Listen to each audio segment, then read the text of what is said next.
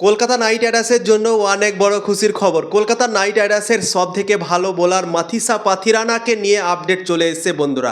শোনা যাচ্ছে কি মাথিসা পাথিরানা 2 এপ্রিল যে সানরাইজার্স হায়দ্রাবাদের বিপক্ষে কলকাতা নাইট রাইডার্স ইডেন গার্ডেনের মাঠে খেলতে নামবে, সেই ম্যাচটাতে মাথিসা পাথিরানা পুরোপুরিভাবে ফিট থাকবে এবং ম্যাচ খেলার জন্য অ্যাভেলেবেল থাকবে, এইরকম খবর বেরিয়ে আসছে, এইরকম রিপোর্ট বেরিয়ে আসছে সূত্র অনুযায়ী বন্ধুরা।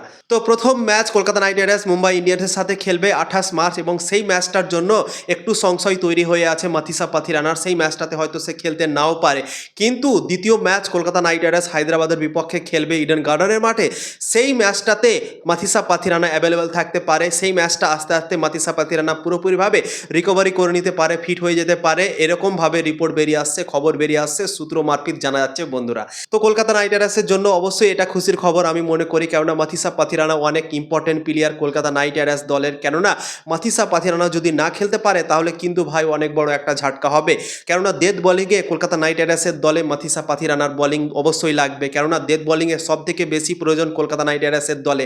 কেননা ডেথ বোলিং এর আগের বছর ভালো ছিল না এবং কলকাতা নাইট রাইডার্স অনেক সংঘর্ষ করেছিল ডেথ বোলিংয়ে। তো এবার যদি কলকাতা নাইট রাইডার্সের দলে মাথিসা পাথিরানা রেগুলার খেলতে পায়, যদি সবগুলো ম্যাচ খেলার সুযোগ পায়, যদি চোটের সমস্যা না থাকে তার, তাহলে কিন্তু ভাই কলকাতা নাইট রাইডার্স বোলিংয়ে অনেক শক্তিশালী হয়ে যাবে।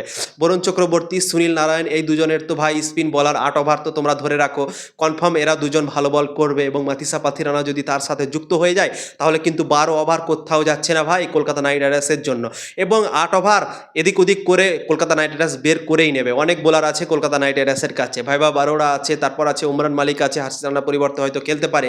তো সেখান থেকে ভাই 8 ওভার কোনোরকমভাবে বেরিয়ে যাবে, ক্যামেরন গ্রিনও বল করবে। তো কোনো সমস্যা আশা করছি হবে না কলকাতা নাইট রাইডার্স দলের, যদি মাথিসা পাথিরানা খেলতে থাকে কেকেআর দল থেকে সবগুলো ম্যাচ, তাহলে কিন্তু আমার আশা কি কেকেআরের বোলিং অ্যাটাক আশা করছি মজবুত হবে এবং অসাধারণ পারফরমেন্স কেকেআর দল করতে পারে বন্ধুরা। তো মাথিসা পাথিরানাকে নিয়ে খবর বেরিয়ে আসছে, আপডেট বেরিয়ে আসছে কি 2 এপ্রিল দ্বিতীয় ম্যাচ থেকে মাথিসা পাথিরানা হয়তো অ্যাভেলেবেল থাকতে পারে ম্যাচ খেলার জন্য কেকেআর দল থেকে বন্ধুরা।